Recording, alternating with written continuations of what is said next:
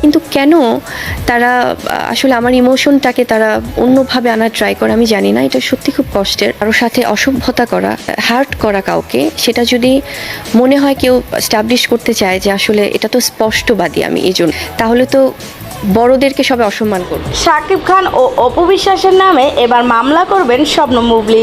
বিস্তারিত জানতে ভিডিওটি না টেনে লাইক দিয়ে আমার সাথেই থাকুন। বুবলি ম্যাডাম তো চোখে এখানে ফাটা, এখানে তো বোঝা যাবে এটা দেখলে শুধু। তোমার নাক আর ওনার নাকা ত্যাগ করতে হবে। ওকে আর অশুভ নাম কেন মুখে না আমি বুঝি না। আর নাম মুখে নিলে নাম পাশে নিয়ে ঘুরবা, নিতে পারবো না। পারবে না। অযোগ্য মানুষদের নাম আমি বলি না। সম্প্রতি অপু বিশ্বাস ও শাকিব খান দুজনেই শবনম বুবলিকে নিয়ে গণমাধ্যমে আপত্তিকর কিছু কথা বলেছেন, যার জন্যই খেপে গেলেন এবার শবনম বুবলি। শবনম বুবলি বলেন, আমাকে নিয়ে নানান আজেবাজে গসিপ করা হচ্ছে, আমি এর জন্য প্রস্তুত ছিলাম না।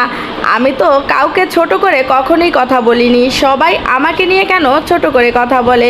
এবার আমি অবশ্যই সাইবার ক্রাইমে একটি মামলা করব, যেখানে আসামি করব অপু বিশ্বাস এবং অপু বিশ্বাসের অ্যাডমিন ও স্বপন চৌধুরী নামের এক পরিচালকের নামে। তারা আসলে আমার ইমোশনটাকে তারা অন্যভাবে আনার ট্রাই করে আমি জানি না। এটা সত্যি খুব কষ্টের। কারোর সাথে অসভ্যতা করা, হার্ট করা কাউকে, সেটা যদি মনে হয় কেউ স্টাবলিশ করতে চায় যে আসলে এটা তো স্পষ্টবাদী আমি এই জন্য, তাহলে তো বড়দেরকে সবাই অসম্মান করবে।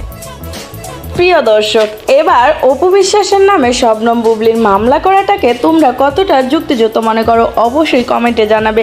আর যদি ভিডিওটি ভালো লাগে তাহলে লাইক, কমেন্ট, শেয়ার এবং সাবস্ক্রাইব করতে কিন্তু ভুলবে না। পাশে থাকা বেল আইকনে ক্লিক করে রাখবে। আজকের মতো এখানে বিদায় নিচ্ছি। আল্লাহ হাফেজ।